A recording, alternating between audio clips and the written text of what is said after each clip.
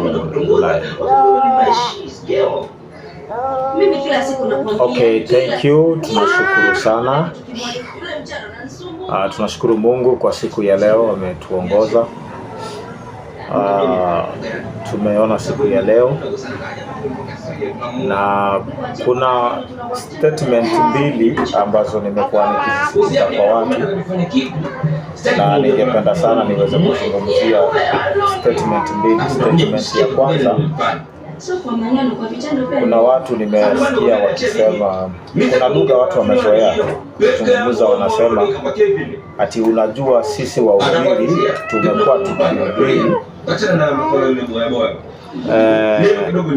tumekuwa tukihubiri tunaleta watu kwa kanisa, lakini wachungaji ndio wanakula hiyo sadaka. Hiyo ni statement ya kwanza.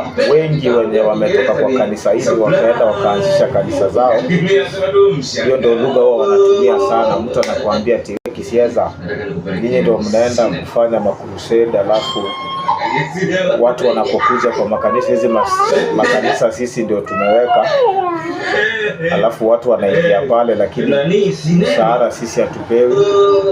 Pastors ndio wanapewa mshahara.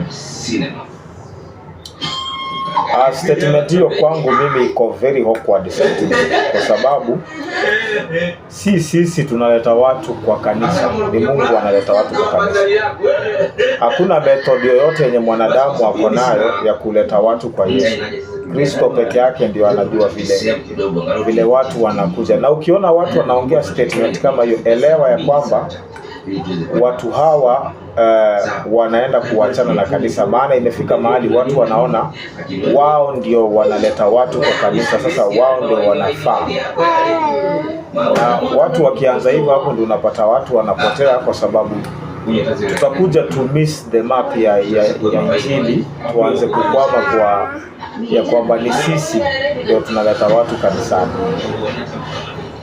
So statement hiyo kwangu hainifurahishi. Watu wengi ambao wanajiita leo na matengenezo wametoka kwa kanisa, na hiyo ndio lugha huwa wanatumia ya kwamba ni sisi tumeleta watu kwa makanisa, alafu pastors ndio wanakula mshahara. Hiyo ni statement nyingine mbaya sana, ambaye mimi huwa ni kiburi cha Nebukadneza, ambaye Nebukadneza kwa ukisoma Danieli 4 mstari wake ni kuanzia 30, anajipiga kifua. Nebukadneza anasema mji huu si Babeli ambayo nimeujenga kwa nguvu zangu, hakuweka Mungu. Sasa hicho kiburi cha Babeli ndio kimeingia some of our preachers, ya kwamba wanasema wao ndio wanafanya watu waingie kwa kanisa, alafu mshahara ni pastors. Hiyo ni statement ya kwanza. Statement ya pili ambayo inanikera sana ni hii. Kuna watu wenye wanasema wameenda theology, lakini hemu yao kubwa ya kwenda theology si kwa sababu ya kuhubiri. Wachungaji wengi wenye wanaenda theology, masiku hizi tunaongea, si wengi wanaenda na ile call ya kwamba Mungu amewaita waweze kuhubiri. Wacha hiyo. Wanaenda na ile mentality ya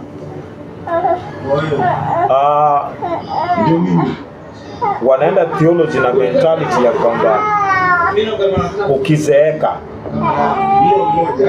utaenda wapi? Hii kanisa utahubiri, lakini baada ya uzee hii kanisa itakuacha tu, utaenda wapi? So wanaenda kusoma kwa sababu ya mshahara, ya kwamba wakienda kusoma theology, wanaenda kusoma theology not because of a call, ni sababu ya kazi. Nimeona pastors wengi wameniaddress wakiniambia, siwende theology, unajua hii kanisa itakuacha tu, siwende theology ukafanye theology ndio uweze kukula mshahara ya hii kanisa.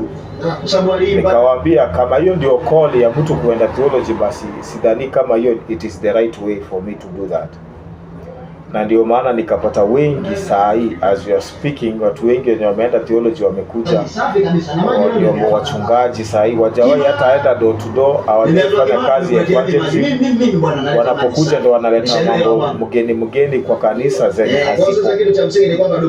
Sababu ni nini? Huyu mtu hajaitwa, ni yeye ameenda kwa sababu amekosa kitu cha kufanya. So vile amekosa kitu cha kufanya, akaamua mahali ni kazi yenye nitapata, wacha niende theology. So wapendwa, these two statement, mtu anasema wanahubiri ndio watu wanakuja, na mtu anasema kwamba uende theology ndio utapata pesa, vile utakula, vile utaishi. Na ndani ya hizi statement mbili ni wrong, na watu kama hao wote wako same. So mimi kile naomba ni ya kwamba Mungu na kazi yake iko wazi kabisa, tusije tukaleta mambo mengi kwa kazi ya Mungu. Wacha tushikilie kazi ya Mungu kwa mwito ambaye Mungu ametuita. Ukiwa mchungaji, fanya kazi yako kwa moyo. Ukiwa lay preacher, wacha tamaa mingi. Usianze kuona ya kwamba watu wamebatizwa 50 ya kwamba hiyo ni kazi yako. Waliochanga pesa ndio ukaitwa kuhubiri, wao unawaweka wapi?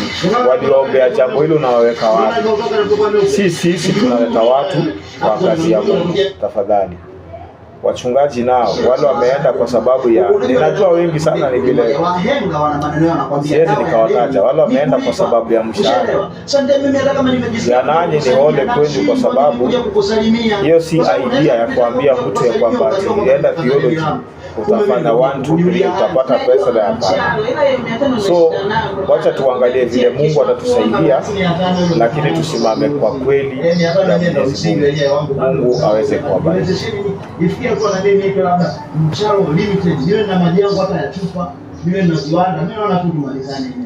Sasa umelalaja hapa bana.